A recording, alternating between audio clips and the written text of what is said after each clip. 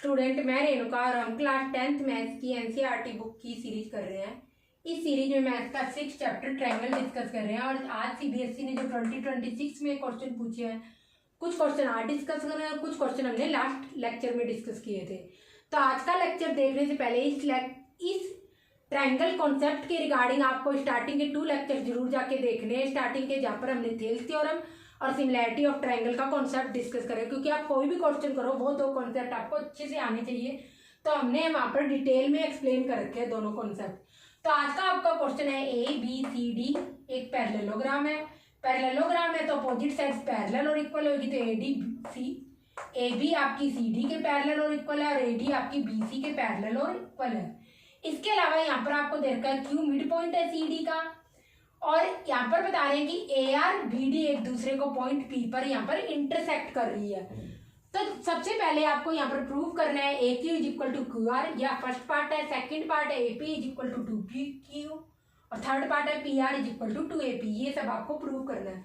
तो जब भी आपको कुछ प्रूव करना होता है, सबसे पहले आप लिखते हो गिवन क्या ABCD एक पैरेललोग्राम है और जो साइड पैरेलल है और इक्वल है वो हमने लिख दी, और DQ QC के क्या है, इक्वल है, तो ये लिख दिया। ये तो सब गिवन था। इसके बाद अगर कुछ कंस्ट्रक्ट कर रहे हो तो आप कंस्ट्रक्शन लिखोगे। हम कुछ भी कंस्ट्रक्ट नहीं कर रहे, ये तो सब कुछ गिवन है, डायग्राम भी आपको गिवन है, तो इसलिए कंस्ट्रक्शन वाला पॉइंट स्किप कर सकते हो। इसके बाद थर्ड पार्ट में आप लिखते हो, फर्स्ट पार्ट को आप प्रूव कर रहे हो तो लिखोगे टू प्रूफ, जो आपको प्रूफ करना है ये लिख दिया, और अभी इसका प्रूफ हम यहाँ पर देंगे। तो आप यहाँ पर देखोगे, सबसे पहले आपको क्या चाहिए, AQ और QR कहाँ पे आ रही है, किस ट्रायंगल में आ रही है AQ, क्योंकि ट्रायंगल के रिगार्डिंग चैप्टर सब कुछ ट्रायंगल ही डिसाइड करेगा। तो AQ आ रही है ADQ ट्रायंगल में, ये लिख दो ADQ, और ऐसी आपकी QR आ रही है ट्रायंगल QRC में।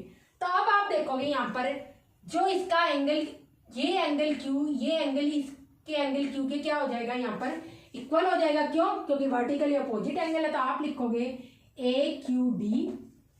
AQD एंगल किसके बराबर है, RQC के। अगर पहले ADQ ट्रायंगल ले रहे हो तो इसी की सब कुछ साइड्स और एंगल लेफ्ट साइड लिखोगे, और ये वाला ट्रायंगल इधर ले रहे हो तो इसके सब कुछ राइट साइड लिखोगे, साइड्स और एंगल। इसके बाद यहाँ पर रीजन लिखोगे vertically opposite angle,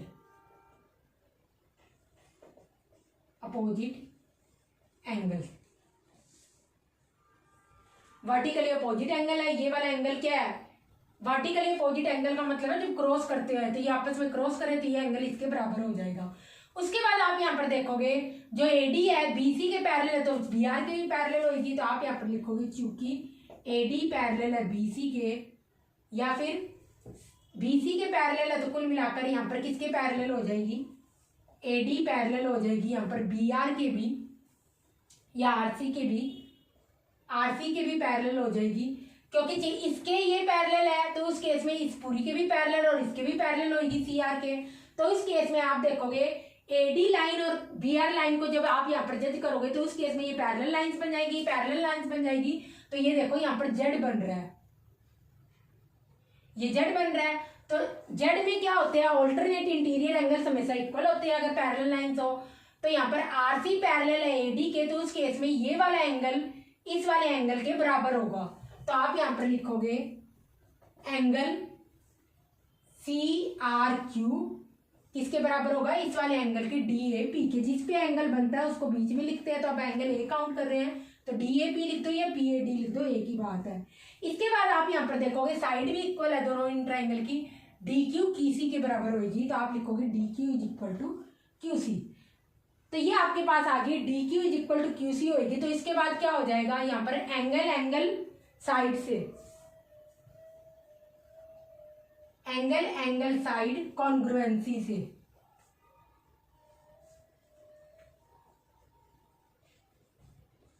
angle side congruency से क्या हो जाएंगे, दोनों ट्रायंगल कॉन्ग्रुएंट हो जाएंगे। तो कॉन्ग्रुएंसी का मतलब है कि कोई भी 2 एंगल दोनों ट्रायंगल के इक्वल हो और कोई भी एक साइड दोनों ट्रायंगल की इक्वल हो, तो उस केस में दोनों ट्रायंगल के एंगल कॉन्ग्रुएंट होंगे। कॉन्ग्रुएंट का मतलब दोनों ट्रायंगल सेम शेप के होंगे और साइज भी सेम होगा जब कॉन्ग्रुएंसी की बात करेंगे। तो आप कह सकते हो ट्रायंगल ADQ यहाँ पर कॉन्ग्रुएंसी का साइन ये होता है, ये और इसके नीचे 2 लाइनें। तो एंगल ए किसके बराबर है आपका, एंगल आर के। तो ये देख लो एंगल ए किसके बराबर है, एंगल आर के, तो एंगल आर लिख दो। फिर आप देखोगे यहाँ पर एंगल क्यू किसके बराबर है, एंगल क्यू के। तो इसके बाद क्यू क्या आ रहा है, यहाँ पर लास्ट में आ रहा है तो क्यू लिख दो, रिमेनिंग क्या रह गया, सी। तो ऑब्वियसली एंगल डी किसके बराबर होगा आपका, एंगल सी के। जब भी कॉन्ग्रुएंट ट्राइंगल की बात करोगे सारी साइड्स, दोनों ट्राइंगल की कोरस्पॉन्डिंग साइड्स इक्वल होती है और कोरस्पॉन्डिंग एंगल इक्वल होते हैं। तो आप कहेंगे एंगल ए इस ट्राइंगल का एंगल आर के बराबर है, और जो यहाँ पर एंगल सी है यहाँ पर एंगल डी के बराबर है, और ये एंगल क्यू के बराबर है, और जो कॉरस्पॉन्डिंग साइड है एडी आर सी के बराबर है, ये सारी आपस में बराबर होगी। तो कॉन्ग्रुएंसी से हमने प्रूव कर दिया। तो कुल मिलाकर क्या होगा, आप कह सकते हो ए क्यू साइड किसके बराबर होगी, आर क्यू के। तो यही आपको प्रूव करना था, A Q is equal to Q R, because triangle A D Q आपका कॉन्ग्रुएंट है किसके, ट्राइंगल आर सी क्यू के। तो ये वाली साइड ले रहे हैं, अगर इसकी फर्स्ट और लास्ट एंगल ले रहे हैं तो इसमें भी क्या करोगे, फर्स्ट और लास्ट एंगल लोगे, A Q is equal to Q R. आपको यही प्रूव करना था, ये हमने प्रूव कर दिया first part.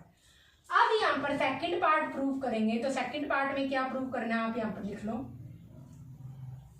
A P is equal to 2p। देख लो ये दोनों साइड कहाँ पर है, ए पी तो आपके इस ट्राइंगल में, एडीपी में, तो बस ये वाला ट्राइंगल ले लो, प्रूफ में लिख लो। प्रूफ मतलब प्रूफ करके दिखाएंगे, ट्राइंगल ए डी पी, और क्या है पी क्यू इस वाले में, डी पी क्यू में। देख लो अब क्या क्या चीज इक्वल हो रही है, बस वो देखना आपको। तो आप देखोगे यहाँ पर चूंकि डी क्यू आपकी पैरेलल है ए बी के,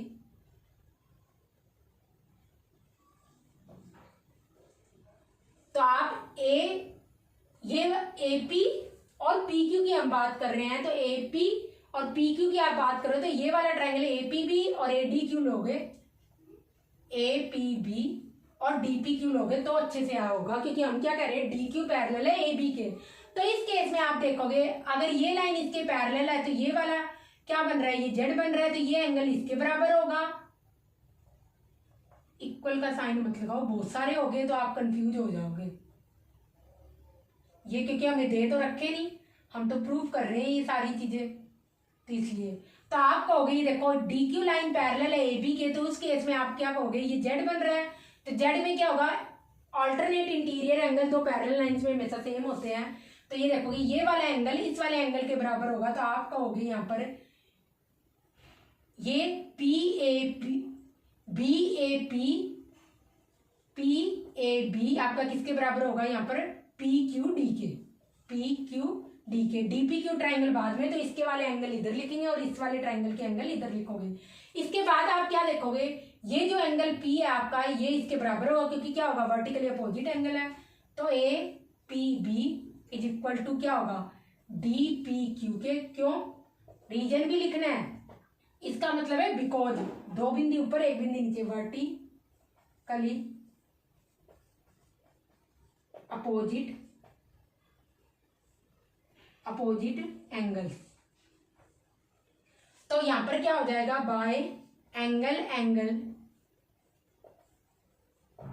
सिमिलैरिटी से क्या हो जाएगा, दोनों ट्राइंगल क्या हो जाएंगे, सिमिलर प्रूव हो जाएंगे। ट्राइंगल ए पी बी, अब देख लो कौन सा एंगल किसके बराबर है, ए क्यू के बराबर है, तो पहले एंगल इसमें ए आ रहा है तो इसमें क्यू आएगा। अब पी क्या है, पी तो इसमें भी यहाँ पर पी है और यहाँ पर भी पी है, तो पी लिख दिया, उसके बाद रिमेनिंग क्या रह गया, क्यू पी डी। तो triangle A P B triangle Q P D के सिमिलर हो जाएगा। तो कुल मिलाकर आप कह दोगे यहाँ पर साइड क्या चाहिए आपको, ए पी और पी क्यू लिख लेते हैं हम, डी क्यू इसकी लिखो पहले A P upon P B और यहाँ पर ए बी, सारी की सारी साइड इस ट्राइंगल की लिख लोगे, ए पी पी बी और बी ए लिख ली। तो ऐसे इस ट्राइंगल में क्या आ जाएगी, क्यू पी पी डी और यहाँ पर क्या आ जाएगा, क्यू डी। और आप यहाँ पर देखोगे ए बी किसके बराबर है, सी डी के, और सी डी किसके बराबर है, 2DQ के, या क्यू डी लिख दो। तो कुल मिलाकर आप कह सकते हो ए बी और क्यू डी का रेशो क्या होगा, ए बी अपॉन में क्यू डी, इनका रेशो क्या होगा, 2:1 होगा, क्योंकि ये साइड इसके बराबर हो गई, ये क्या है, 2DQ के बराबर है। तो आप कह दोगे A B upon D Q क्या होगा, 2/1 होगा। तो यही मैंने निकाला है यहाँ पर। ये देखो आपको लिखना है ब्रैकेट में, तो आपको यहाँ पर लिखना है ये रेशो क्या आ जाएगा 2:1। तो AB/QD के आगे 2:1 में आ गई, तो कुल मिलाकर AP/QB और PB/PD भी 2:1 में होगी। अब आप देख लो यहाँ पर क्या पूछा था आपसे, AP और PQ का रिलेशन पूछा था। तो ये देखो इससे AP और PQ का रिलेशन आ रहा है, AP/PQ 2:1 है, तो यहाँ पर क्या आ जाएगा AP = 2PQ। ये आपने प्रूव कर दिया, तो ये आपका आ गया आंसर। अब आपको यहाँ पर थर्ड पार्ट प्रूव करना है, PR = 2AP।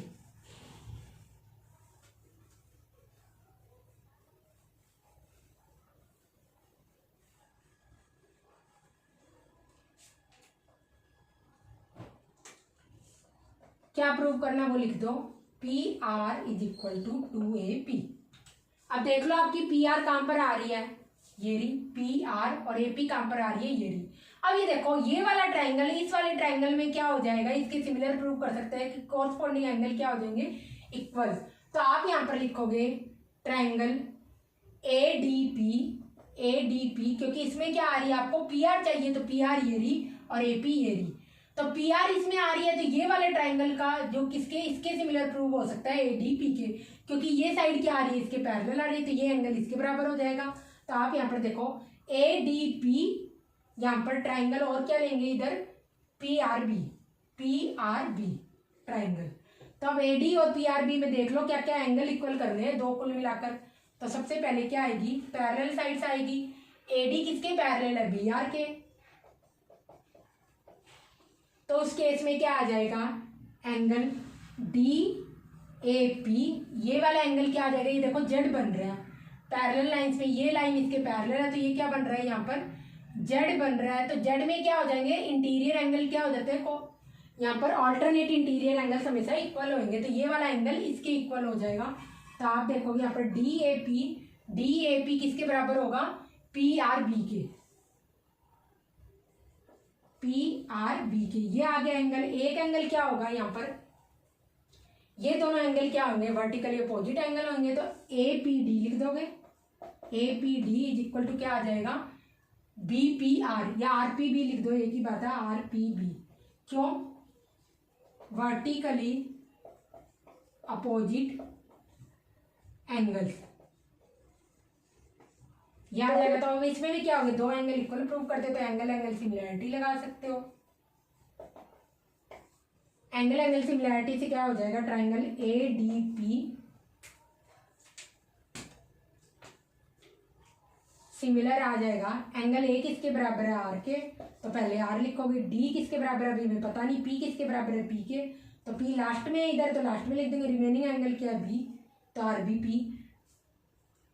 ट्राइंगल ADP किसके सिमिलर हो जाएगा, ट्राइंगल RBP के सिमिलर हो जाएगा। कुल मिलाकर एंगल A एंगल R के बराबर है, एंगल D एंगल B के बराबर है, और एंगल P यहाँ पर वर्टिकली अपोजिट एंगल है, तो ये आपस में बराबर है। तो जब भी दो एंगल्स कॉरस्पॉन्डिंग एंगल इक्वल हो जाएंगे, तो इसमें एंगल सिमिलैरिटी से दोनों ट्राइंगल सिमिलर हो जाएंगे। सिमिलर का मीनिंग है कि दोनों ट्राइंगल के कॉरस्पॉन्डिंग एंगल इक्वल है, इसलिए उनकी जो शेप होगी वो सेम होगी, बट साइड्स का रेशियो यहाँ पे कॉरस्पॉन्डिंग साइड सेम रेशियो में होती है, तो इसलिए दोनों सिमिलर ट्राइंगल का साइज यहाँ पर डिफरेंट होगा। जबकि कॉन्ग्रुएंसी में दोनों ट्राइंगल क्या होते हैं, बिल्कुल शेप और साइज सेम होता है, जबकि सिमिलैरिटी में शेप तो सेम होती है बट साइज डिफरेंट होता है, क्योंकि उसमें साइड्स का रेशियो की हम बात करते हैं सिमिलैरिटी में। तो इसलिए आप देखोगे यहाँ पर लिख लो बस, जैसे हमने उसमें साइड लिखी थी AD फिर DP, ये आपस में बराबर नहीं है, अभी नीचे भी लिखेंगे, और AP ये किसके साथ आ रही है, RBBP, और ये क्या आ जाएगा RP। अब ये देख लो किसी का भी अगर आप यहाँ पर रेशो निकाल सकते हो तो वो निकाल लो बस। किसका निकाल सकते हो देख लो, यहाँ पर ये वाली साइड मैंने क्या कहा है, ये वाला जो ट्राइंगल है AD किसके बराबर है, यहाँ पर RC के बराबर है, और AD किसके बराबर है, BC के, क्योंकि ये तो मैंने सबसे पहले प्रूव ही किया था कि जो ट्राइंगल AD, मैंने क्या प्रूव किया था, ADQ किसके कॉन्ग्रुएंट है, ट्राइंगल QRC के कॉन्ग्रुएंट है। तो उस केस में आप क्या कह सकते हो, AD RC के बराबर है, तो आप यहां पर लिखोगे चूंकि AD = RC और इसके अलावा एडी किसके बराबर है, बीसी के भी। तो एडी अगर आरसी के बराबर है और एडी बीसी के बराबर है तो कुल मिलाकर आप कह सकते हो यहाँ पर जो एडी है और जो आरबी में क्या रिलेशन हो जाएगा, तो B R is equal to 2AD का आ जाएगा। क्योंकि मैं क्या कह रही हूँ, आरसी एडी बीसी के बराबर है, ये तो हमें पता है क्योंकि पैरेललोग्राम है और ये हमने प्रूव किया था कि ADQ जो ट्राइंगल है इसमें जो एडी साइड है, ADQ जो ट्राइंगल है आपका RCQ ट्राइंगल कॉन्ग्रुएंट है, तो उस केस में आपकी जो एडी साइड है इस ट्राइंगल की आरसी साइड की क्या हो जाएगी, इक्वल हो जाएगी। कॉन्ग्रुएंसी हमने स्टार्टिंग में प्रूव करी थी, देख लेना आप। तो एडी आरसी के बराबर है और इसके अलावा पैरेललोग्राम, तो एडी क्या हो जाएगी, बीसी के बराबर है। तो इस केस में क्या हो जाएगा, जो बी आर है आपका किसके बराबर हो जाएगा, 2BC लिख दो और 2BC क्या होगा, 2AD होगा। तो बी आर आपका क्या हो जाएगा, 2AD के बराबर। तो यहाँ पर आपका आ जाएगा AD अपॉन बी आर क्या आ जाएगा, 2:1, ये आ जाएगा आपका बी आर अपॉन एडी क्या आ जाएगा, 2:1। तो यहाँ पर आप लिख दोगे B R upon AD, AD upon B R आप यहाँ पर लिखोगे, बी आर अपॉन एडी होगा, बी आर अपॉन एडी आपका क्या आ जाएगा, यहाँ पर 2:1 आ जाएगा। तो अब ये देख लो यहाँ पर क्या लिखना है, एडी अपॉन आर बी लिख रखा, तो इसको उल्टा कर दो, 1/2 कर दो। तो कुल मिलाकर आपका क्या आ गया, AD upon R B is equal to 1/2। तो उस केस में क्या आ जाएगा, R B is equal to, आपको प्रूफ क्या करना है, पी आर का रिलेशन बताना है, P R is equal to 2AP। तो पी आर और एपी का यहाँ पर रिलेशन देखो, ना कि एडी बी आर का। तो एडी बी आर से हमने यहाँ पर क्या निकाल लिया, 1/2 निकाल लिया। तो कुल मिलाकर एडी अपॉन बी आर आपका 1/2 है।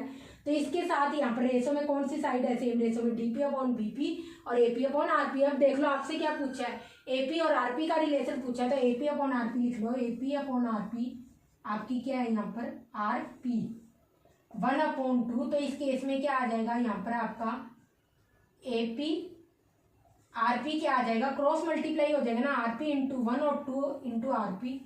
तो 2AP आपका आ गया यहाँ पर, ये हो जाएगा आरपी।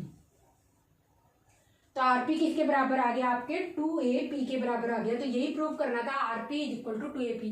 आरपी लिख दो या पीआर लिख दो, एक ही बात है, कोई प्रॉब्लम नहीं है, एक ही बात है। तो ये हमने प्रूव कर दिया यहाँ पर, RP is equal to 2AP। तो इस तरीके से सारा का सारा क्वेश्चन होगा। 5 मार्क्स में ये क्वेश्चन पूछा गया था और बहुत अच्छा क्वेश्चन है, कॉपी कर लो इसको।